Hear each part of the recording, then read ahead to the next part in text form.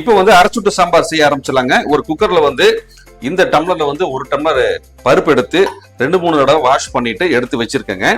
இது கூட வந்து ஒரு 2 பெரிய சைஸ் தக்காளியை கட் பண்ணி வச்சிருக்கேன், அதையும் சேர்த்திக்கலாம். ஒரு கைப்பிடி வந்து சின்ன வெங்காயம் முழுசா அப்படியே சேர்த்திக்கலாம். அளவுக்கு தண்ணி சேர்த்திக்கலாங்க. ஒரு 1/4 டீஸ்பூன் மஞ்சள். இப்ப அடுப்பத்தை வச்சு குக்கர் அடுப்புல வச்சாச்சுங்க. ஒரு 4 விசில் விட்டு இறக்கிக்கலாம். அரைச்சுட்ட சாம்பார் செய்யறதுக்கு ஒரு மசாலா ரெடி பண்ணிக்கலாங்க. இப்போ ஒரு கடாயில கொஞ்சமா எண்ணெய் ஊற்றி வச்சிருக்கேன். ஒரு 2 டேபிள் ஸ்பூன் வந்து மல்லி விதை சேர்த்திக்கலாம். 1 டேபிள் ஸ்பூன் கடலைப்பருப்பு, 1 டேபிள் ஸ்பூன் உளுந்த பருப்பு. ஒரு மீடியமான ஃப்ளேம்ல லைட்டா ஃப்ரை பண்ணிக்கலாங்க. இப்போ எல்லாமே எண்ணெயிலே நல்லா வறுபட்டுச்சுங்க. ஒரு 7-8 வரமிளகாய் சேர்த்துக்கலாம். நம்ம வரமிளகாய் சேர்த்துனதுக்கு அப்புறம் டக்குன்னு ஆஃப் பண்ணிருங்க, இல்லாட்டி இது வந்து கருத்து போயிடும். ஃபைனலா நான் வந்து கொஞ்சமா கருவேப்பிலை சேர்த்துக்க போறேன். ஒரு 5 நிமிஷம் ஆற வச்சு உங்களுக்கு நான் அரைச்சு காமிக்கிறேன். பாருங்க, இப்ப நம்ம மிக்ஸி ஜார்ல நல்லா ஃபர்ஸ்ட் ட்ரையா அரைச்சிட்டு அதுக்கப்புறம் தண்ணி ஊத்தி சூப்பரா அரைச்சு வச்சாச்சு. இப்ப நம்ம வந்து சாம்பார் செய்ய ஆரம்பிச்சிடலாங்களா?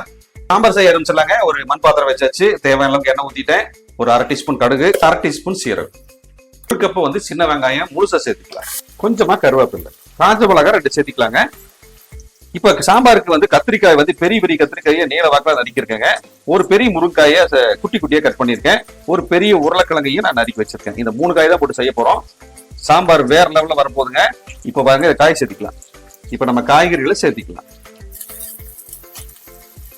காய்கறி வந்து ரொம்ப நேரம் வதங்க வேண்டாங்க. இப்ப நம்ம அரைச்சு விட்ட மசாலாவும் சேர்த்திக்கலாம். அரைச்ச மசாலா சேர்த்தியாச்சுங்க. கொஞ்சம் மிக்ஸி ஜார்ல தண்ணி வச்சிருக்கேன், ஒரு தடவை கலந்துக்கலாம். காய்கறி வந்து இந்த மசாலாவோட சேர்ந்து ஒரு 1 நிமிஷம் நல்லா மிக்ஸ் ஆகட்டுங்க. இப்ப மிக்ஸி ஜார்ல நம்ம வந்து கலந்த தண்ணி சேர்த்திக்கலாம். கூடவே கொஞ்சமா புளி கரைச்சி வச்சிருக்கேன், அதையும் சேர்த்திக்கலாம். இப்ப சாம்பாருக்கு தேவையான உப்பு சேர்த்திக்கலாங்க. ஒரு 3/4 டேபிள் ஸ்பூன் சேர்த்துக்கலாம்.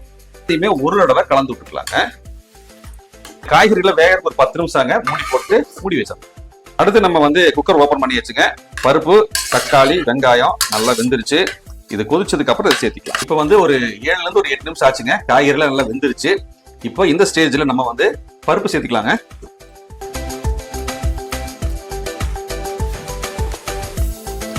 இப்ப இந்த சாம்பாருக்கு பாத்தீங்கன்னா எங்க வீட்டுல என்ன பண்ணுவாங்கன்னா, கொஞ்சம் நம்ம மசாலா ரெடி பண்றப்போ கொஞ்சம் தேங்காய் போட்டு அரைச்சு செய்வாங்க. அதுவும் சூப்பரா இருக்கும். இன்னைக்கு வந்து நம்ம நிறைய செஞ்சிருக்கிறதுனால கெடாம இருக்குங்கிறதுக்காக நான் வந்து தேங்காய் சேர்த்தாம பண்ணிருக்கேன். இதுவும் டேஸ்ட் வேற லெவல்ல இருக்குங்க. ஒரு 1/2 டேபிள் ஸ்பூன் உப்பு சேர்த்திக்கலாங்க. உப்பு சேர்த்திட்டு பெருங்காயம் சேர்த்திக்கலாம். இப்போ ஒரு சின்ன துண்டு வெல்லம் சேர்த்திக்கலாம். இது கூடவே கொத்தமல்லி இலை தூவிக்கலாம். இப்ப நம்ம மூடி போட்டு மூடி வச்சிடலாங்க. ரெடி ஆயிடுச்சு. ஸ்டவ் ஆஃப் பண்ணியாச்சு. நல்ல ஒரு காலையில நேரம் எந்த டிஃபன் எடுத்தாலும் சரி, இதுக்கு இந்த சாம்பார்ல கொஞ்சம் நெய் விட்டு சாப்பிட்டு பாருங்க, செமையா இருக்கும். அதே மாதிரி மத்தியானம் சுடு சாதத்துக்கும் சூப்பரா இருக்கும். இந்த வீடியோ பிடிச்சிருந்தா நண்பர்களுக்கு ஷேர் பண்ணி விடுங்க. எங்களுக்கு சப்போர்ட் பண்ணுங்க. நிறைய பேர் சப்ஸ்கிரைப் பண்ணுங்க. நன்றி, வணக்கங்க. அடுத்த பார்க்கலாங்களா? பாய்.